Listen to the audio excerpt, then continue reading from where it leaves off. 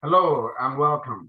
Today we are going to talk about 8 essential skills for individuals and practitioners in the 22nd century. These are the things that you need to make you a consummate counselor, to help you to take care of your family members and to be effective mentally. Number one, how to manage depression and anxiety, how to know what causes depression, signs and symptoms of depression, and what to do to cope and manage with depression and anxiety. These are the things that are bothering people now. Gaining skills in this area would enhance your practice, make you as an individual more effective in what you are doing. Number two, how to manage family conflict and resolve marital conflict. This includes those who are going through divorce, those who have gone through divorce, those who are quarreling, separated, knowing how to help couples and families to resolve conflict would give you that professional edge, give you that functionality even as an individual to manage your own conflict. Number three, includes being a mental wellness coach. What I'm doing here, whether you are a psychotherapist, a coach, a pastor, or a religious leader, community leader, knowing how to manage your mental wellness, what to do to keep you sharpened is essential in this generation and this season. So very essential. Number four, suicide prevention and care. That has become front and left a need in this time, at this season. A lot of people are going through untold hardship, suicide attempt, suicide ideation, suicide success is in the increase. Knowing how to manage these things will help you to sharpen your professional edge. And for your family members, just being able to identify the risk factors, the warning signs would help you prevent death, prevent people from going through all that. Number five, grief and loss counseling. Grief and loss counseling. You need these skills because of what happened during pandemic.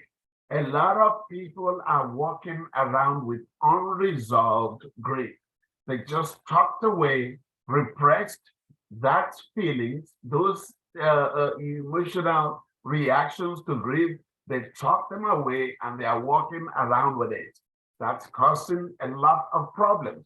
In your practice, you're going to see people who are not essentially dealing with what they are telling you. They are dealing with other things, grief. And we're going to talk about some of the grief, anxiety, depression. So they're coming to you, and what they are telling you is that they have marital issues. So what's causing that are other things.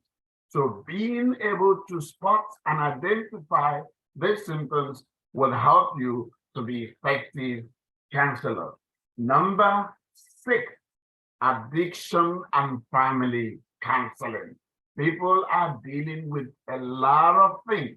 Because they are dealing with a lot of things, they are using substances, unhealthy coping skills to manage their anxiety, manage their stress, manage their grief, manage whatever is going on with them. And that's the wrong thing to use. It's causing more problems. It's creating additional problem to the problem they are trying to solve. You, as a practitioner, being able to identify addiction, whether it's addiction to substance, addiction to work, sex addiction, all kinds of addiction, being able to just identify it would help you from running around, going in circles and not achieving any result.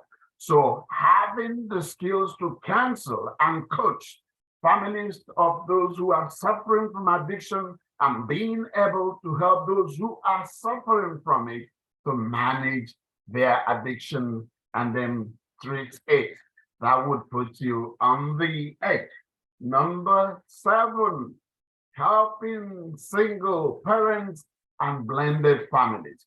Anytime that community, the world, a nation, a people, group of people go through turmoil, go through crisis, whether it's economic crisis, political crisis, wars, all kinds of crises. As we go through it, the first line of defense is the family. The first thing that suffers is the family. The family gets separated, gets into conflict and all that. Being able to help those who have come out of that or who have become single parents as a result of the economic crisis, health crisis, and other crises that is going on is essential now. A lot of marriages are failing.